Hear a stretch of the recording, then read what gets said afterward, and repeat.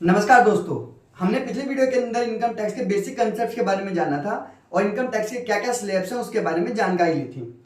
आज अपन बात करेंगे कि अगर एक पर्सन XYZ अमाउंट की इनकम कमा रहा है तो उसके ऊपर टैक्स कितने रुपए पे करना पड़ेगा, ओल्ड स्कीम के अंदर भी और न्यू स्कीम के अंदर भी। ठीक है जी, चलिए जी अपन एक एग्जाम्पल ले रहे हैं कि एक मिस्टर राम जी हैं, उन्होंने इनकम जनरेट की। सैलरी की इनकम जो उनको रिसीव हो रही है वो 2 लाख रुपए की रिसीव हो रही है। हाउस प्रॉपर्टी की जो इनकम रिसीव हो रही है वो 2 लाख रुपए की रिसीव हो रही है। एक एग्जांपल ले लेते हैं अपन इंटरेस्ट की इनकम का, जो कि अदर सोर्सेज के अंदर टैक्सेबल लगता है। तो एक इंटरेस्ट की इनकम उसको रिसीव हो रही है 2 लाख रुपए की। बिजनेस के थ्रू जो उसने इनकम जनरेट की वो भी 2 लाख रुपए की जनरेट की, और एक कैपिटल गेन भी उसको हुआ है वो भी है 2 लाख रुपए का। ठीक है जी, तो हर एक हेड के अंदर 2-2 लाख रुपए उसको रिसीव हो रहे हैं। तो अपन इसके बारे में डिटेल में बात करेंगे कि इस केस में ओल्ड स्कीम के अंदर टैक्स कितना निकलेगा और न्यू स्कीम के अंदर टैक्स कितना निकलेगा। ठीक है जी, चलिए जी पहले ओल्ड स्कीम की बात करते हैं। देखिए जी, सैलरी उसको मिल रही है 2 लाख रुपए की।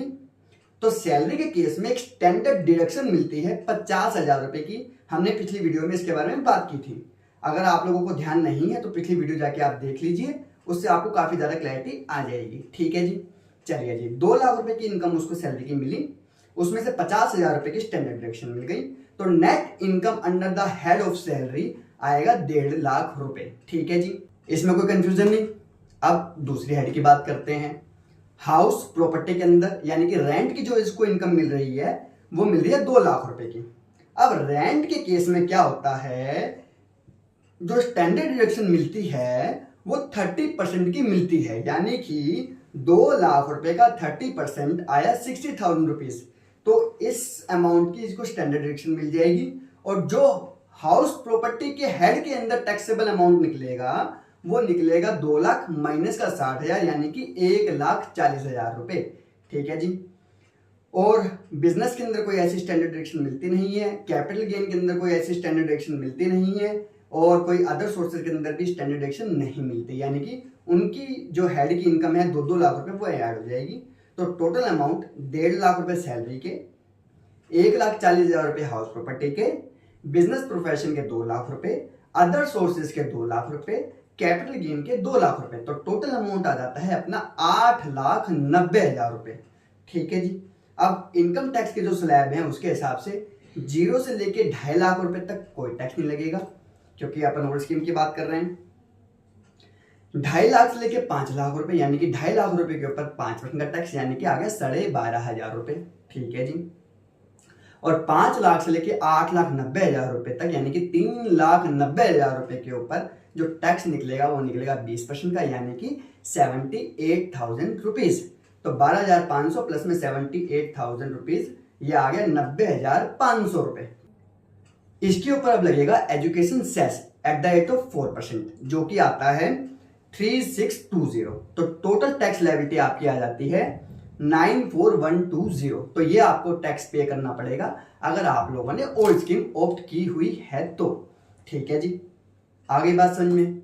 अब न्यू स्कीम की बात करते हैं।